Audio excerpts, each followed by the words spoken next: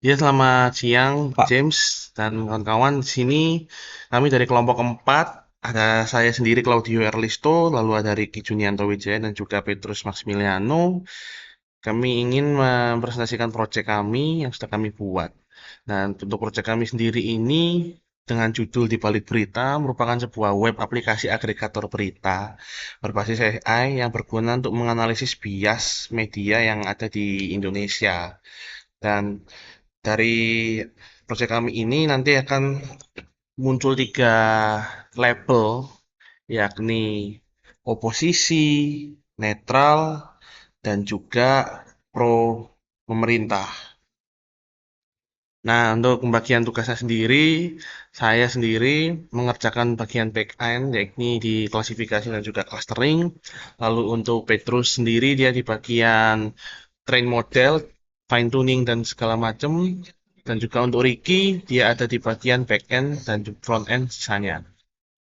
ya, jadi untuk latar belakangnya itu yang pertama itu adalah minat membaca berita digital di Indonesia, khususnya pada itu politik, kebijakan pemerintah dan ekonomi terpenintah. Dan kedua, tantangannya adalah bias media, yaitu kecenderungan suatu media untuk menyajikan berita dari sudut pandang tertentu, baik secara eksplisit maupun implisit. Dan tiga, sebagian pembaca mencoba menatati hal ini dengan cara membandingkan berita dari berbagai media secara manual.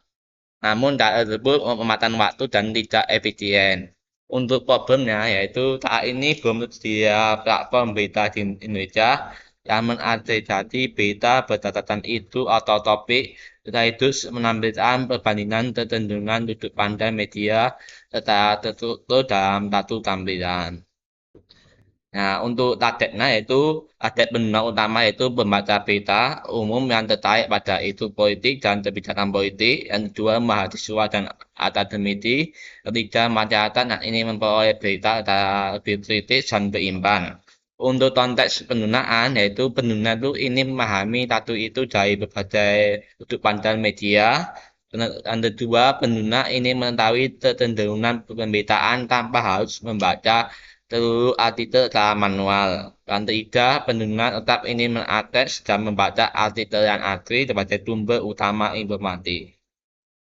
Nah, untuk validasi matalah yaitu kita melakukan wawancara terhadap narasumber yang memiliki kebiasaan dalam melihat berita dan terjadi terutama dalam topik politik. Yang pertama, sulit mendeteksi bias yang bersifat implisit. Narasumber itu menyadari adanya bias dalam pemeriksaan, namun tidak terlalu mampu mengidentifikasinya dengan cepat atau konsisten.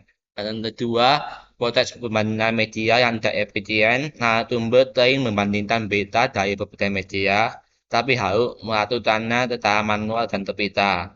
Dan ketiga, kebutuhan akan sudut pandang yang berimbang. Narasumber tidak ingin diarahkan pada satu opini tertentu, melainkan ingin melihat berbagai perspektif sebelum membentuk opini pribadi. Yang terpenting adalah tetap membutuhkan akses untuk sumber yang aslinya. Untuk solusinya yang kami usulkan yaitu ada aplikasi web-based aggregator untuk berita Indonesia yang berbasis artificial intelligence dan mampu untuk menemukan berita berdasarkan itu atau topik. Dan kedua, mengklasifikasikan kecenderungan berita dalam kategori oposisi, netral, atau pro pemerintah. Dan tiga, memberikan perbandingan sudut pandang dari berbagai media berita tempat tetap menyediakan akses langsung ke artikel berita asli. Jadi yang terpenting aplikasi ini tidak menggantikan kunci media atau artikel berita, tapi hanya berperan sebagai alat bantu untuk analisis dan pemahaman sudut pandang pada suatu pihak. Bagaimana AI ini bisa nilai yaitu jika tanpa AI, user akan harus membaca banyak artikel secara keseluruhan. Dan kedua, user bisa menyebarkan berita secara subjektif. Dan tiga, user terbatas dalam melihat kecenderungan media pada berita. Dengan adanya AI, sistem akan dibuat secara otomatis untuk mengklasifikasikan banyak artikel berita. Yang kedua, konsisten dalam membuat analisis. Dan tiga, dapat melakukan agregasi dari berbagai media dari berita. Oke, di sini saya akan mendemokan dari proyek kami. Di sini kami sudah deploy websitenya dan kita bisa akses melalui link. Bentar.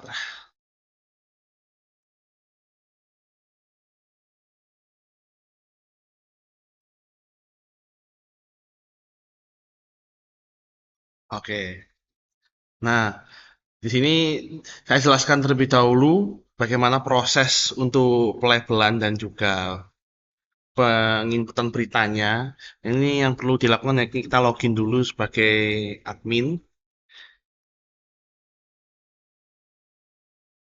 Oke, kita login sebagai admin. Nah, nanti kalau kita sudah login sebagai admin, kita bisa lihat di sini ada admin panel. Nah, di admin panel ini sendiri ada news yang dimana ini berisi berita-berita yang sudah kita masukkan dan juga sudah kita clustering dan juga sudah diklasifikasikan. Nah, insert news ini kita menginput berita yang akan ditampilkan. Nah, di sini ada dua fitur, berarti manual dan juga automated scraping. Nah, automated scraping ini kita hanya perlu memasukkan link dari artikelnya saja dan juga sumbernya dari mana, maka nanti dia akan otomatis terinput. Nah, di sini saya sudah menyiapkan dari ketiga tempat portal berita. Yang pertama yakni CNN. Di sini kita coba cari berita yang bentar. Nah, coba inilah ya. Ini tinggal kita copy aja linknya di atas sini.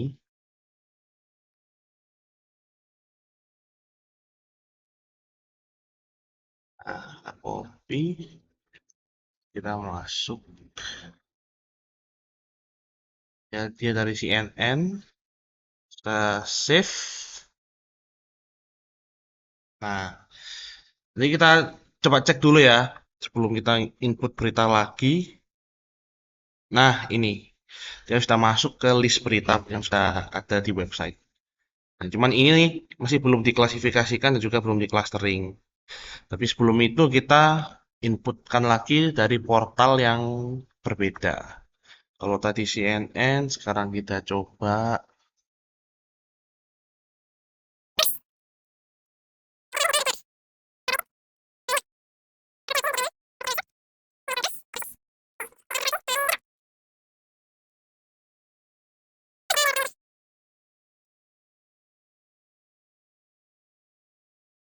Oke.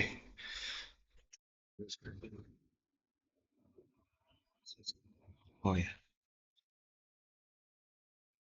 Nah, kita akan lihat dari hasil scraping otomatis tadi. Nah, ini hasilnya. Titel di judul beritanya ini URL ORI atau URL artikelnya, terus ini image URL-nya. Nah, ini isi kontennya. Jadi isi kontennya ini dia hanya menampilkan isi asli beritanya. Karena kan kalau misal kita lihat di artikel berita kan ada link-link atau iklan nggak jelas gitu. Nah, di sini kita hanya menampilkan dari isi kontennya yang asli. Terus juga ini tanggal dan waktu dipublish. Nah, ini masih belum diklasifikasikan. Yang dimana kalau belum diklasifikasikan, kita tinggal pencet ini aja, trigger classification, agar kita bisa tahu ini berita dilabeli sebagai apa.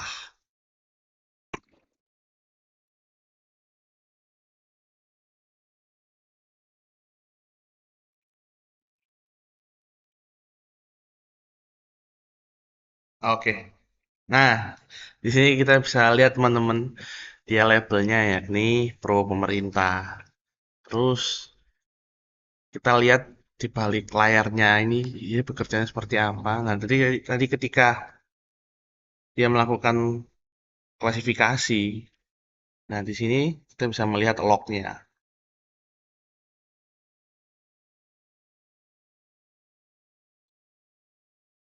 Oke. Nah, sekarang oke, sebelum kita melakukan clustering, kita relabel dulu dari ketiga berita tadi yang sudah kita input. Sama kayak tadi, kita tinggal trigger classification dan kita ya agak sedikit menunggu ya.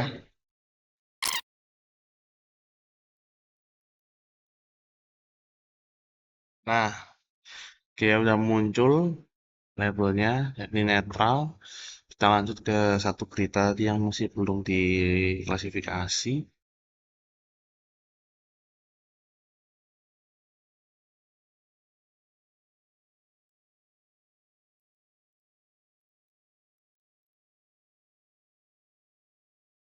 Nah, sudah.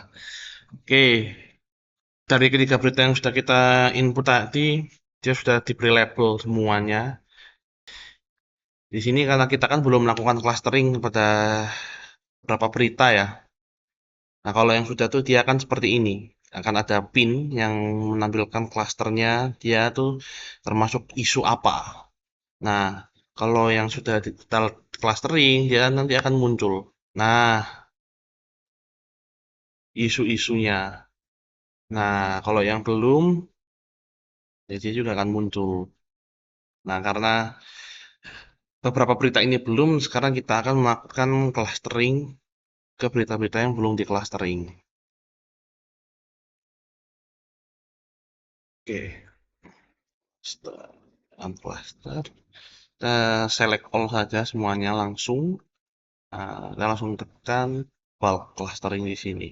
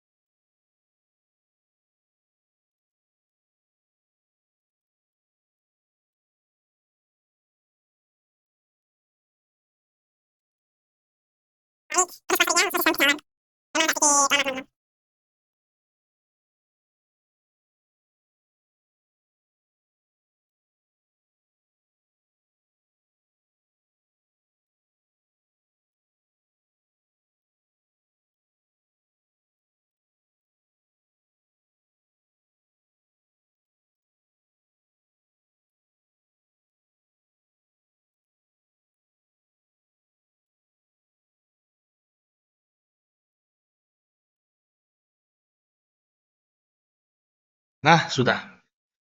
Nah, karena di beritanya sudah di clustering ya, di sini tidak ditampilkan yang belum. Nah, kita tinggal lihat di sini all status. Nah, ya bisa muncul nih beritanya ini termasuk isu apa dan cara kerja dari pengklasterisasinya sendiri itu jika beritanya tidak cocok atau tidak masuk ke dalam isu, salah satu isu atau isu yang sudah ada, maka dia akan membuat isu baru berdasarkan dari judulnya yang dirangkum. Nah, nanti dia akan membuat isu baru. Seperti yang bisa kita lihat. Nah, kayak ini kan dia satu isu, dua berita ini.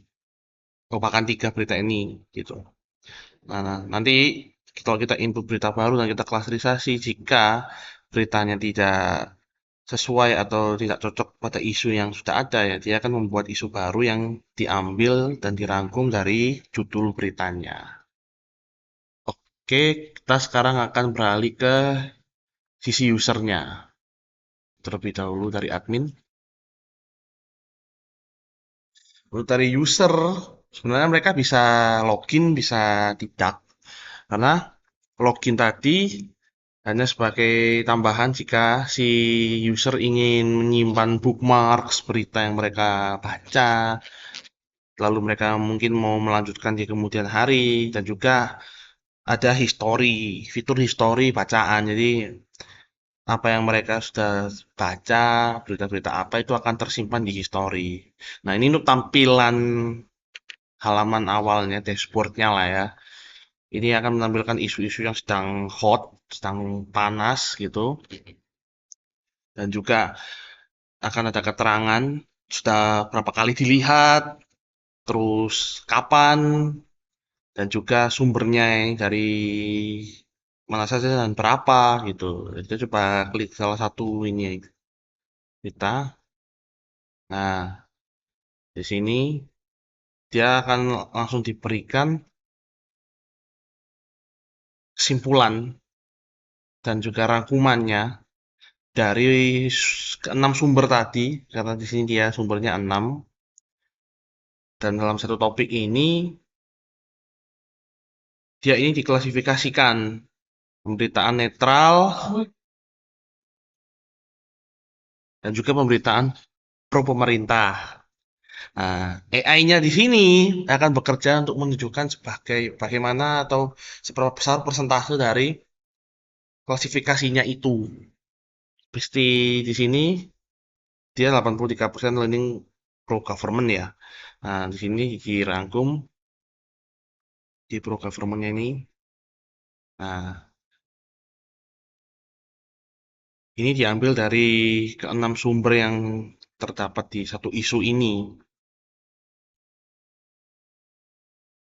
Ini semacam meteran seberapa bias distribusi medianya.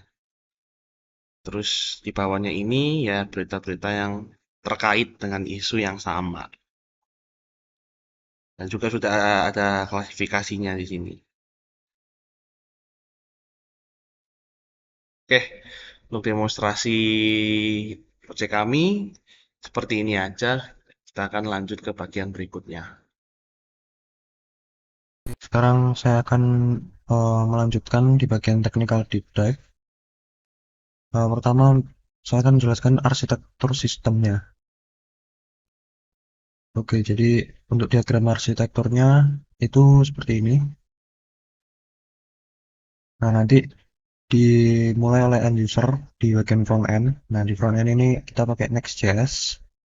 Nah, nanti setiap apa yang diminta atau dikirim oleh front end akan diproses oleh backend lewat API gateway atau main router.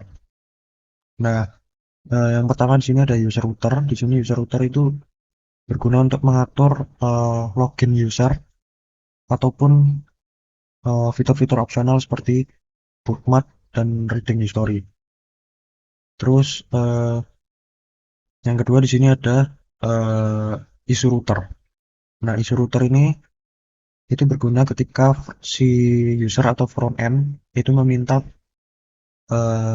ingin menampilkan atau get isu yang ada seperti misalnya latest issue atau hot issue. Nanti di sini dia akan dari API gateway ke issue router dan dia akan minta isu-isu yang sudah tersimpan di database PostgreSQL di Supabase. Nah, selanjutnya jika yang login admin, nanti admin di front end bisa memasukkan berita. Nah, memasukkan berita nanti dia akan lewat news router, di mana news router ini dia akan kehubung ke AI service layer. Nah, di AI service layer ini ada beberapa. Yang pertama ada scraping service. Nah, ketika user atau admin memasukkan berita, nanti akan disimpan oleh backend. Terus hasilnya itu kan ada manual dan auto scraping. Kalau manual dia akan otomatis ke simpan di Postgre. Nah, kalau yang scraping nanti dia akan trigger scrap dan berita tersebut akan isi-isinya akan di scraping menggunakan newspaper 3K dan BS4. Nah, nanti hasil dari scraping itu akan disimpan di PostgreSQL Supabase. Nah, setelah berita di scraping, nanti kan muncul tuh di database. Nah, berita itu akan list-list berita yang sudah disimpan di database akan muncul di front end dengan cara dia akan fetch berita melalui dari database ke front end. Nah, nanti dia akan fetch berita tersebut. Nah, untuk yang berita yang belum di labeling, nanti dia akan fetch unprocessed news. Terus si admin akan dia bisa menekan tombol classifying untuk men-trigger bias classifier service kami yaitu Indobird. Nah, nanti dia setelah classifying dia akan dapat tuh hasil labelnya oposisi atau pro pemerintah atau netral.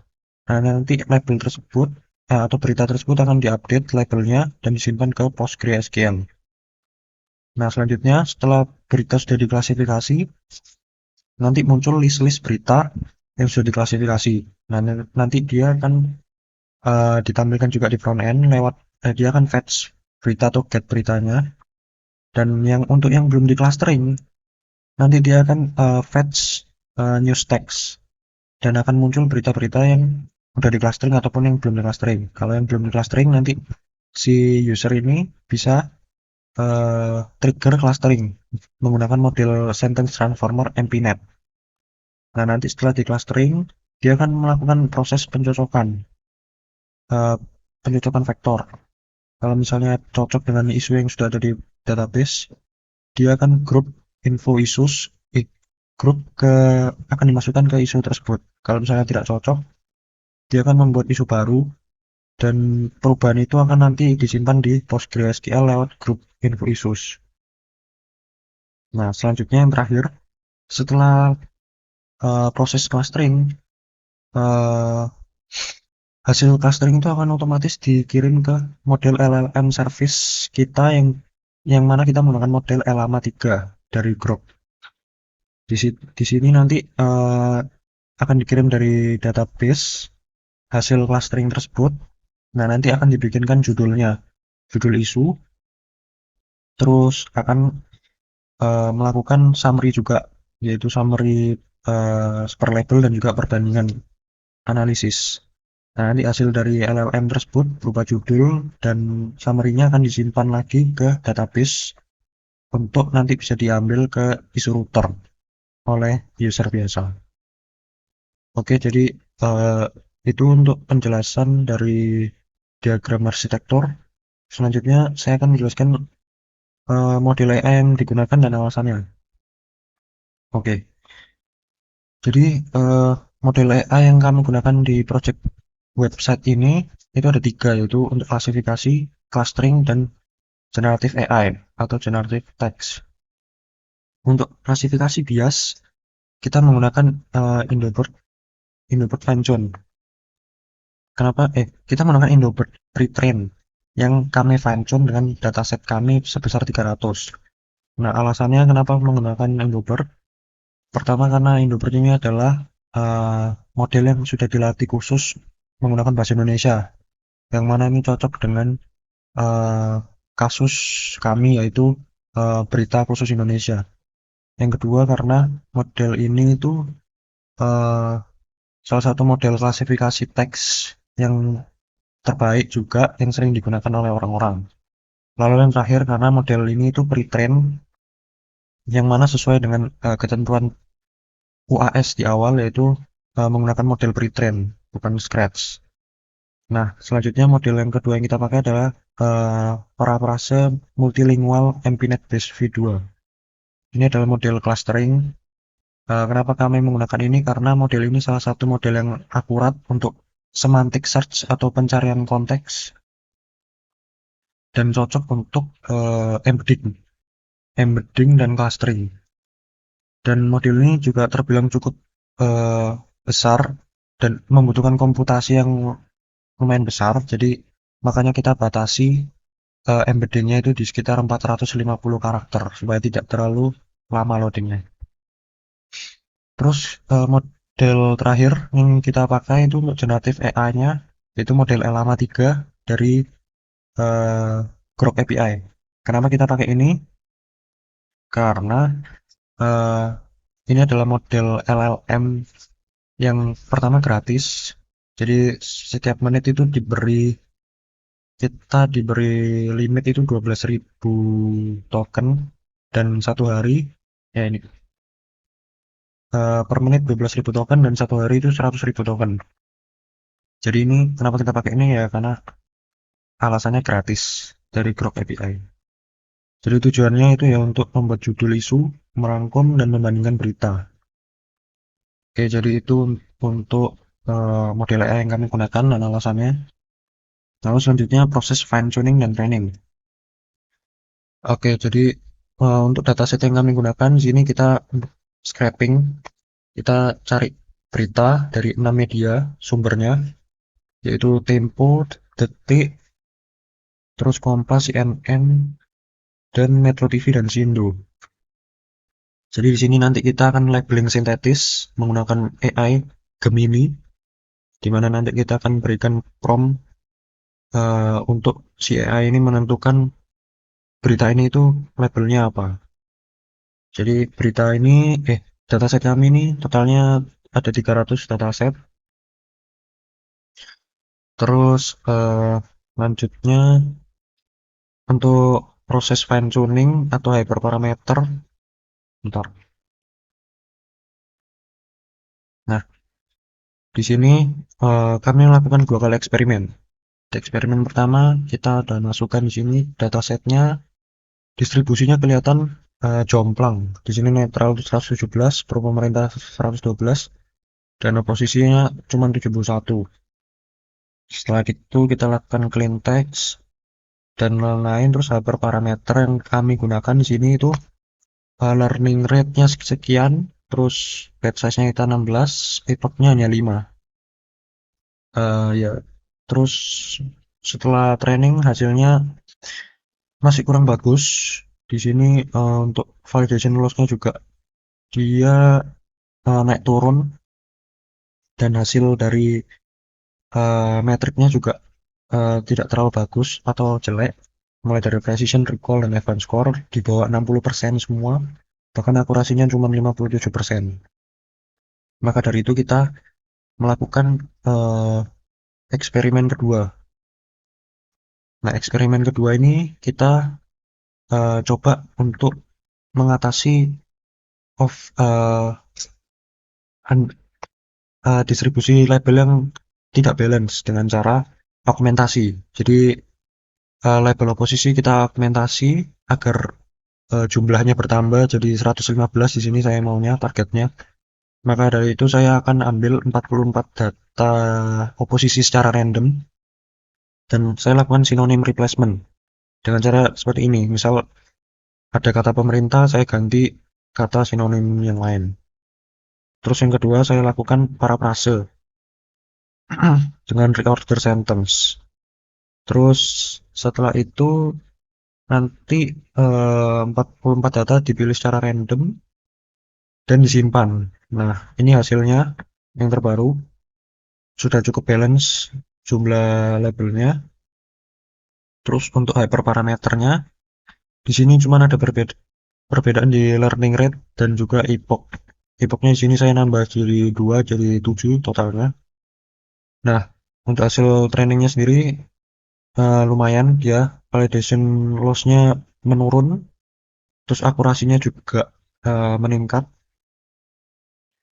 dan di metriknya di sini untuk precision, recall, dan advance score untuk setiap label cukup baik, ada di angka 60-70%.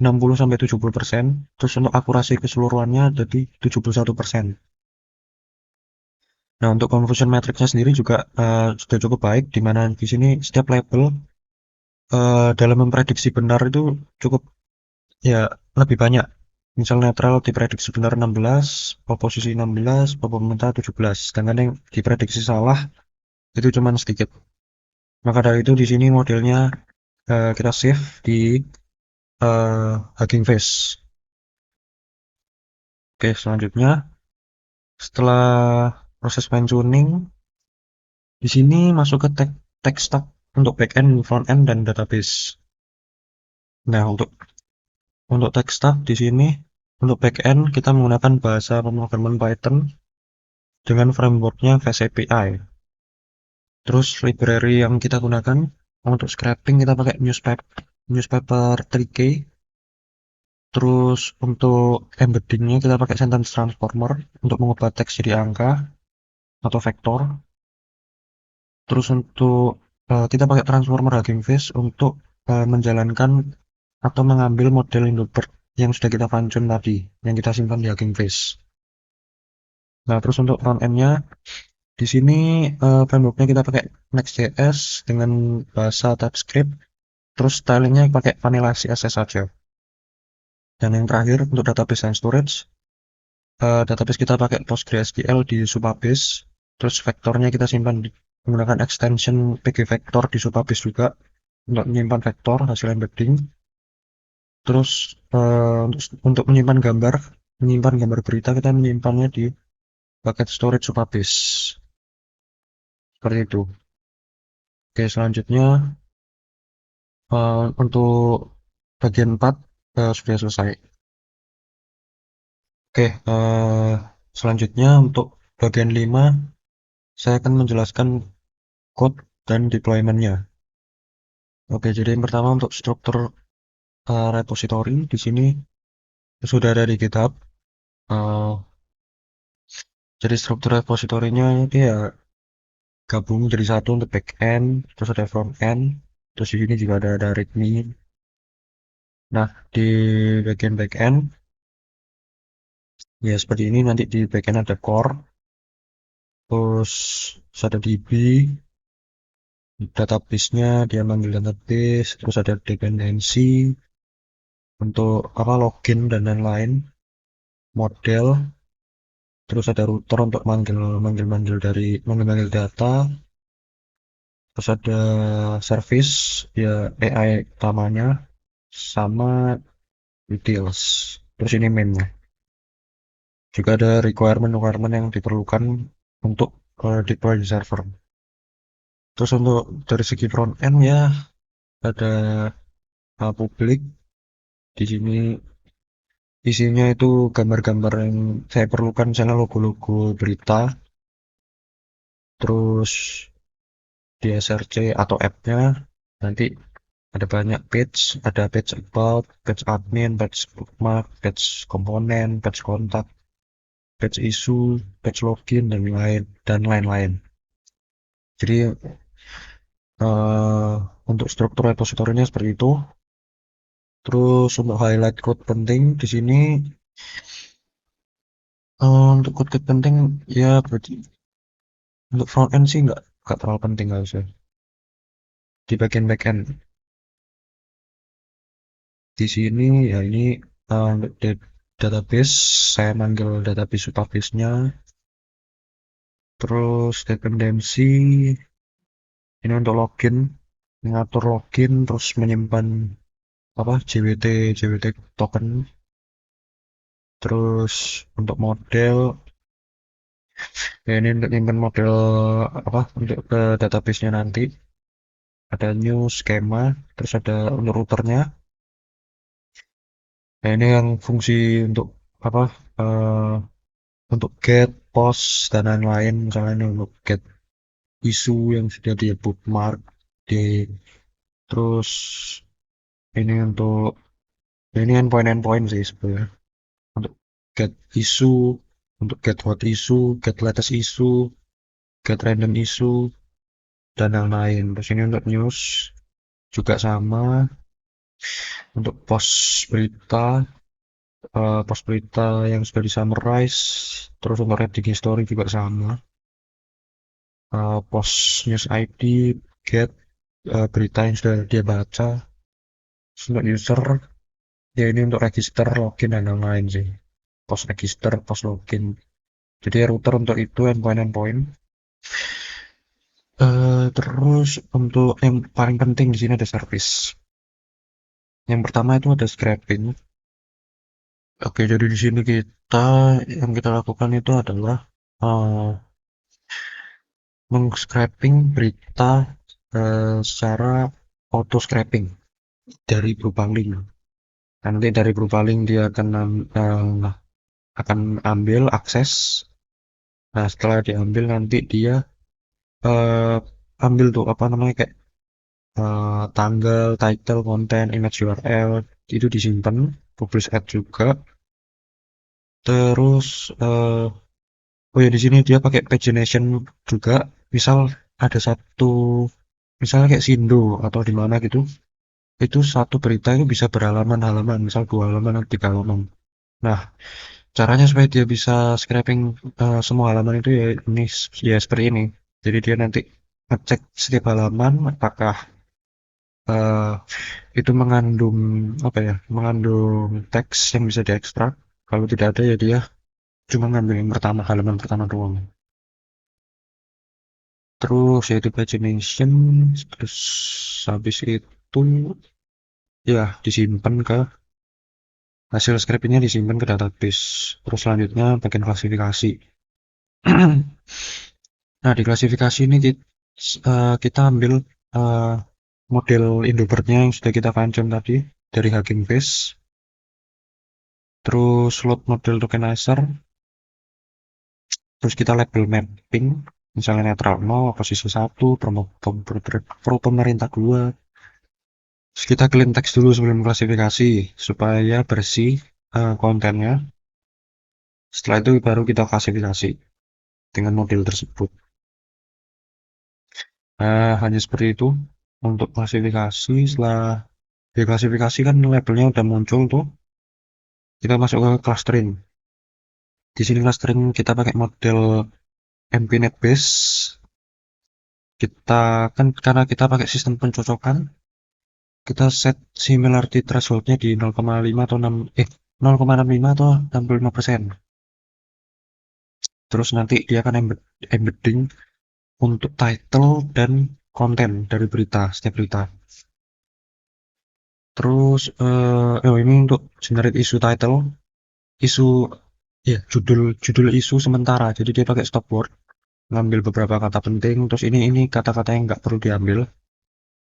Nanti dari kata-kata penting itu dia dapat judul sementara. Setelah itu nanti dia embedding, ya ini get best match issue. Dia nanti mencocokkan dengan vektor atau centroid isu yang sudah ada di database.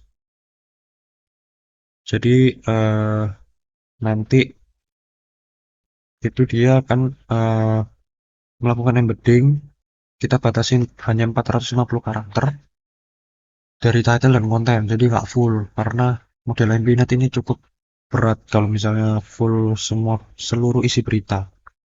Jadi nanti setelah di embedding muncul vektornya itu. Nah, dari vektor itu nanti dicocokkan dengan centroid yang ada di database. Centroid isu yang ada di database. Kalau misalnya kecocokannya itu di bawah similarity threshold di bawah 65%, dia akan dia akan creating new issue. New issue dengan judul isu sementara itu tadi. Nah, kalau misalnya dia di atas similarity threshold, dia bakal match to existing issue. Berarti sama nih kesamaannya atau kecocokannya dengan centroid di database isu itu di atas 65%. Berarti dia akan match ke isu tersebut. Nah, terus setelah itu ya dia akan update isu centroid. Kalau terbaru dia akan update terus isu centroidnya. Terus link news to isu. Nanti ada relasi antara isu dan news. Setelah clustering, masuk ke summarization. Di sini summarization kita pakai API dari Grok. Karena gratis, kita pakai model Llama 3. Jadi di sini gunanya dia pertama untuk membuat judul. Jadi kalau misalnya dia sebelumnya di clustering dia membuat judul isu sementara, nanti judul isu sementara itu akan dikirimkan ke model LLM ini untuk generate title atau judul isu yang sungguhan. Jadi di sini promptnya dia bikin judul singkat, padat, netral, maksimal 9-10 kata, berdasarkan kutipan atau dari judul sementara tersebut. Terus setelah itu untuk generate label summary atau rangkuman per label. Jadi di sini nanti tugasnya untuk meringkas keseluruhan konten. Jadi nanti setiap isi konten duta dari label oposisi misalnya di isu A akan dikirim ke sini. Nanti dia disuruh untuk ringkas seluruh konten, terus berupa daftar poin, minimal 4 poin, terus gunakan bahasa Indonesia. Seperti itu saja. Terus selanjutnya generate bias comparison atau perbandingan setiap label. Nah, nanti ini dapatnya itu dari ini tadi yang label summary. Karena label summary akan pasti ada 3 kayak oposisi, pro pemerintah, dan netral. Nanti itu dikirim ke sini. Ringkasannya diambil, ringkasan oposisi, ringkasan netral, ringkasan pro pemerintah untuk dibikinkan ringkasan sudut pandang atau bias comparison. Nah, nanti ini promnya seperti ini. Buatkan ya ini menggunakan pola seperti itu untuk promnya. Terus nanti ya dibikin di post ke atau di update di database isu seperti itu. Terus untuk mainnya seperti ini. Ya, untuk code-code yang penting hanya seperti itu. Terus selanjutnya untuk platform deployment yang digunakan, sini kami menggunakan Railway karena pertama gratis, jadi diberikan trial 30 hari dan tokennya itu $5. Jadi sini backend sudah di deploy dan front end juga sudah di deploy. Nah, nanti untuk ya nanti dia aksesnya tinggal dari sini. Dari link atau domain yang sudah disediakan. Seperti ini.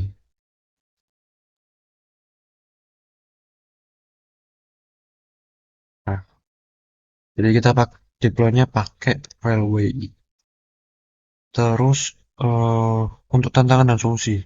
Untuk tantangan ya di bagian deploy karena server yang kita pakai itu gratis, jadi dibatasi 30 hari dan $5 token, dimana sekarang sisa $1. Jadi bentar lagi habis. Terus untuk solusinya ya berarti kita kalau sebelum habis ini kita akan bikin akun baru untuk mendapatkan trial dan token baru. Jadi kita bakal deploy lagi. Oke, jadi untuk bagian code dan deployment sampai sini. Sebagai penutup, proyek agregator Beta Basis AI telah berhasil diimplementasikan dan berjalan sebetulnya sesuai tantangan awal kelompok kami. Secara teknis, sistem kami telah mampu pertama, menentukan berita dan tracking dari 6 sumber media yang sudah ditentukan sejak awal. Kedua, melakukan clustering itu otomatis sehingga berita atau topik berita dan topik yang sama akan terkumpul secara otomatis sampai ke manual. Ketiga, mendeteksi bias berita atau media dengan model introvert yang kami fine tuning membedakan mana sentimen pemerintah, oposisi, netral ataupun netral dengan aturan. Dan tiga, tempat menyajikan bandingan seimbang melalui internet genetik AI dan memberikan pemahaman kepada pengguna hanya dalam satu halaman saja. Setelah aturan, sistem ini telah siap digunakan untuk membantu pembaca melihat satu itu dari berbagai sudut pandang secara efisien dan subjektif dan objektif. Nah, limitasi sistem kami ini meskipun sistem telah berjalan sesuai rancangan fungsional ya, terdapat beberapa limitasi seperti ketergantungan bahasa. Nah, karena kan sistem kami ini itu menggunakan model Indovert yang dimana ya hanya untuk bahasa Indonesia yang telah di fine tune dengan berita Indonesia. Nah, jadi sistem ini tuh nggak bisa digunakan untuk menganalisis berita lain. Terus juga ada di batasan konteks pada clusteringnya, model MPNet yang kami gunakan ini memiliki ukuran yang besar dan membutuhkan komputasi itu yang lebih berat. Nah, hal ini juga yang menyebabkan proses embedding memakan waktu itu sedikit lebih lama, terutama pada server dengan spek rendah. Jadi meskipun model ini itu mendukung input hingga 512 token, namun kami batasi hanya embedding 450 karakter berita. Nah, untuk mempercepat proses clustering yang besar itu tadi, Nah, hal ini juga beresiko menyebabkan misclustering pada berita yang memiliki pembukaan mirip, namun memiliki kesimpulan yang berbeda. Nah, lalu juga ada rate limit API generatifnya. Di fitur summarization-nya ini bergantung pada API grok yang versi free ya. Nah, layanan ini memiliki keperasan sebesar 12.000 token per menit dan 100.000 token per hari. Jadi, proses perangkuman itu rentan mengalami kegagalan jika sistemnya untuk memproses banyak berita panjang secara bersamaan dalam waktu singkat atau melebihi kuota. Nah, keterbatasan server ini juga yang jadi limitasi di sistem kami. Nah, web aplikasi dideploy menggunakan layanan railway yang free tier atau trial, di mana spesifikasi hardware itu dibatasi serta durasi penggunaannya. Jadi waktu loading website itu terkadang menjadi lambat, terutama saat traffic itu meningkat atau saat server bangun dari mode sleep. Oke, nah untuk future work dari sistem kami, nah dari beberapa feedback yang sudah kami dapat untuk pengembangan selanjutnya ini yakni real time insert news. Jadi mengembangkan mekanisme pipeline data yang itu sebetulnya real time agar berita baru itu langsung muncul di dashboard di detik itu juga setelah dipublikasikan oleh media-media. Lalu peningkatan model dan infrastruktur, jadi penggunaan model yang penting dengan konteks window yang besar untuk menangkap konteks berita itu secara utuh, serta migrasi ke infrastruktur server dedicated untuk menjamin kecepatan akses dan juga stabilitas API. Oke, baik, sekian dari demo project akhir kami. Terima kasih telah mendengarkan dan melihat bagaimana sistem kami bekerja.